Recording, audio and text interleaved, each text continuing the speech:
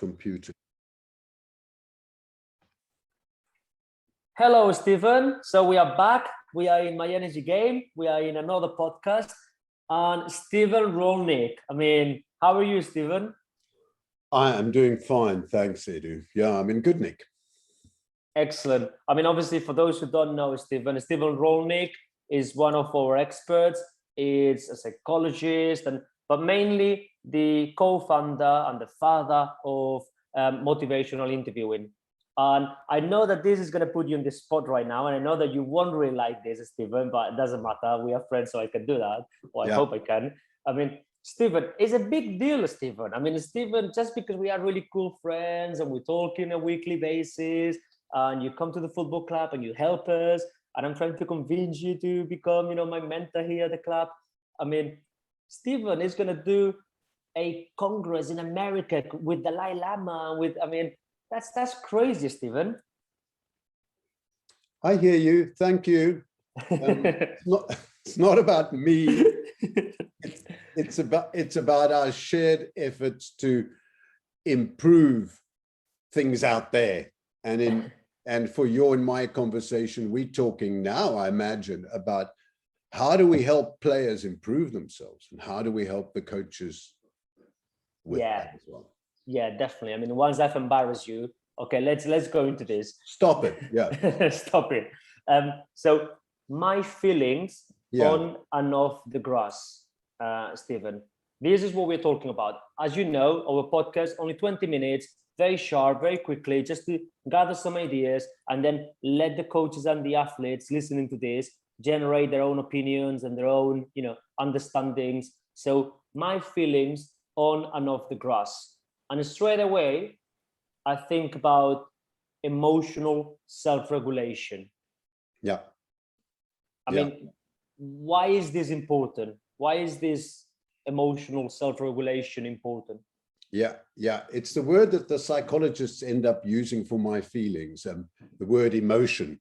And then the word emotional regulation comes up. And wow, Edu, I'm not an expert in this area, hey, but I had a look at the literature, right? Yeah. And it is dense, hey? There's a lot of research. There's a lot of impressive psychologists. I want to point you to Dr. Suze Brown, by the way, who's somebody we really should, maybe you should pick up a conversation with her about this. If I'm at like level 1 or 2 here, Suze is at about level 8 or 9. All right. Okay. Because this is something that she really knows about. But what I did was I tried to translate the best of what I could see in the literature, and based on my own experience as a clinical psychologist for many years, what does this mean for a player who is making his or her way through the system and wants to be able to look back on with pride and satisfaction on their time in football? What does this mean to handle your emotions this way or that way? That's what we're going to chat about.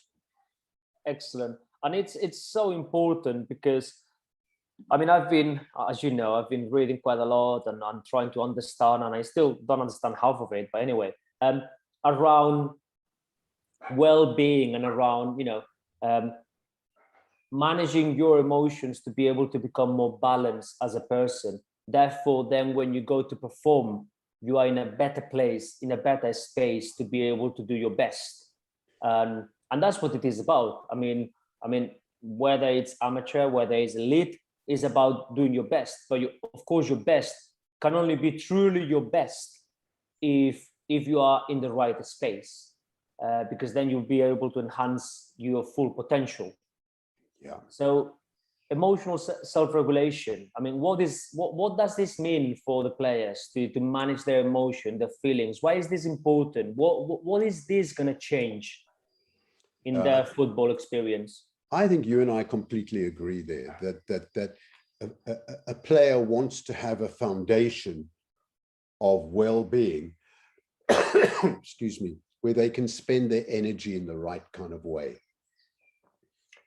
And the issue is, what happens when you start feeling certain things? How does that affect your well-being? And Edu, look, I could easily just put this back to you and to your players with a question. Imagine if every time things go wrong on the field, a player just has a temper tantrum just because they happen to feel this. Should they act it out? No, of course not. Yeah. Imagine a coach lacking emotional regulation and blowing his or her top all the time. Is that going to be good? Or imagine having so little control of our emotion that if you have a breakup with a partner, you collapse in a heap for a week. Yeah. Can that be good? I mean, I guess the point that seems quite obvious is that we all quite naturally try to regulate our emotions all the time. And with some emotions, we do this better than with others. Yeah. So I'm really good at managing feelings like sadness, like happiness. I'm not so good at managing feelings of anger. That's me, Edu. You might be different. And some people are more skilled at managing their emotions than others. So this is something that goes on naturally. And the question is, how can we help players and ourselves to manage our emotions so that what happens is we behave in a constructive way, in a healthy, constructive, and balanced way, knowing that we can't be like kids flipping our lids every time something goes wrong or we don't feel good, obviously. So being regulated emotionally is a good thing. But what does this mean? And I imagine that's what you're going to want to have a look at with yeah, and listening to you, obviously, I want to, and correct me if I'm wrong, I want to make a clear comment here for those listening to us, that self-regulating your emotions and trying to become more balanced doesn't mean that there is good or bad emotions, doesn't mean that we are not going to appreciate those emotions. Those emotions are there for a reason. Those emotions are important to feel and to embrace. What we are saying here is that once you feel them, once you acknowledge them, once you embrace them, is how you want to act once the emotion is aroused. And I'm saying this just to make sure that obviously those listeners, those athletes listening there is like, oh, are they telling me that it's not good to get upset when I don't play, or is it not good? Exactly. No, so we are not trying to become too clever here and saying what's right, what's wrong, because you and I don't even believe in that. But in that duality, what we are trying to say is that once the emotion is aroused, how do we handle it? Exactly. To learn from it and enable us to be the best we can be. Could not agree more, Edu. And it just proves to me that most of the wisdom about emotional regulation is out there. It doesn't just sit in the literature or in the wisdom of psychologists. I completely agree with you. It doesn't mean you keep your feelings to yourself. That's what you're saying. Yeah. And it doesn't mean you never get upset or angry. In fact, the opposite might be a good idea. Okay. But it also doesn't mean that when you're upset, you always have a huge outburst. You know, listening to this conversation makes me feel it's a bit like regulating the speed of a car. You know what speed is good for what situation, and you know how to regulate it. So you won't be driving at 30 miles an hour on a motorway. But if there's blinding rain, you're going to regulate your speed. And that's the sort of balanced approach to handling emotions that I think we're talking about. And a couple of things that I've learned about myself, to be really honest with you, Edu, through my clinical work. Could I share them with you? Of course you can. Yeah. First of all, you notice how you are feeling. That's step one. And then, and it can be quite tricky to do this, you can put a word to that feeling, like I'm angry, or I'm sad, or I'm certain, or I'm anxious. And then thirdly, you accept the way you feel as being normal. You know, it's normal is quite a good mantra here. Now, and what I've just said there in 3 points, yeah, actually quite a lot, to be honest, because it's taken me many decades to accept that I can sometimes legitimately feel very angry and not repress it or suppress it. So in a way, this is like a lifelong journey here of development, but noticing what you're feeling, having a word for it, accepting the way you are feeling is a reasonably good foundation. Then you can start, if you like, driving the car and manage your feelings to good effect by either doing things about them or not. Okay. And what I have found personally, and I bet you we will notice this if we speak to, for example, footballers who are very good at this, and some of them are very good at this, you get to notice what triggers your feelings. You notice the trigger and you deal with this in a way that is constructive for you and other people. Yeah. But I suppose then we are also going now into the territory of, I've noticed it, I've given it a word, I've accepted it, I've learned the triggers, but now it's also a kind of like, I don't know whether to use the word discipline, but a commitment to say, well, now I'm gonna be big enough to work on this, because I think that's probably what we don't do a lot. I mean, we all work on the grass every day because we need to get better at 1v1 defending, if I'm a centre back, for example. We all acknowledge the importance of going to the gym because I want to gain a speed, or I want to gain power to be able to jump in an aerial battle. And we all work on those kind of things. And, there is a lot in internet and Instagram and everything going on about this. And, it's like, wow, it's like amazing. Unless you do this, you are never going to make it. But no one talks about, that simple commitment of, well, I've learned what triggers to me. Can I work on this also on a daily basis? Yeah.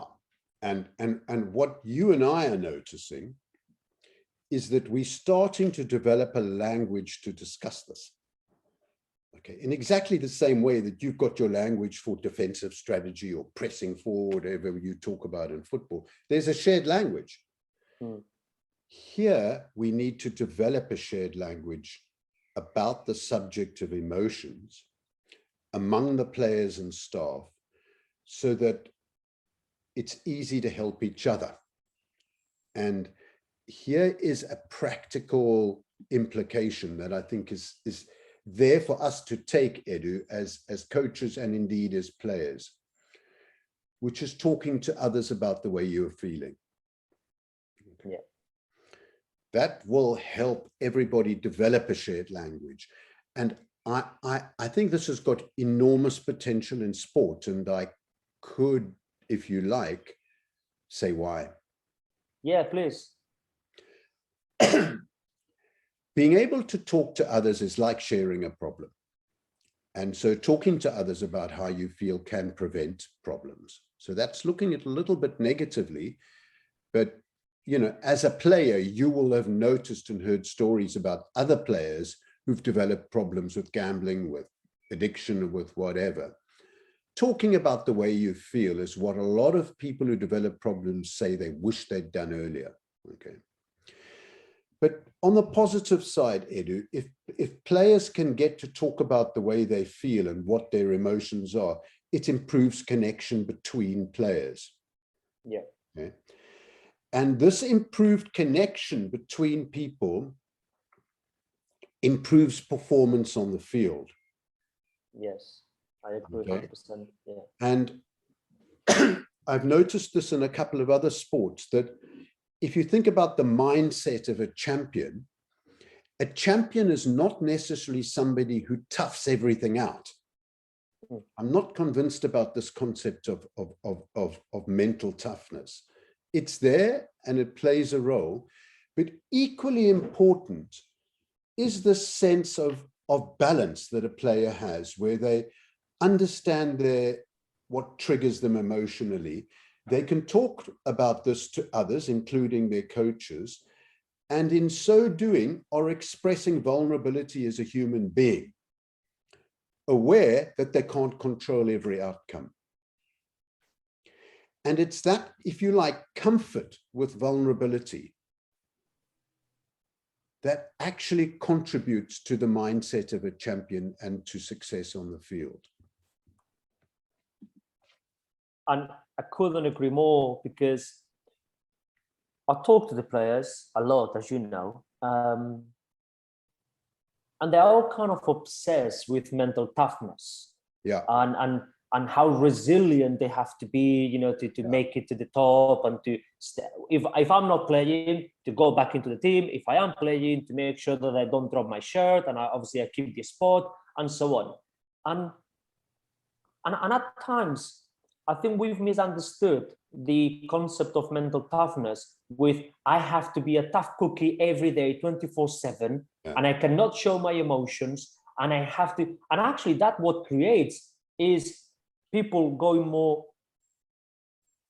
into themselves and not being able to talk, and not being, and actually seeing the idea of talking about their emotions, and asking for help, and saying sorry, and, you know, the most common things in life that they've been there since day one, as weak, and as something that doesn't really match elite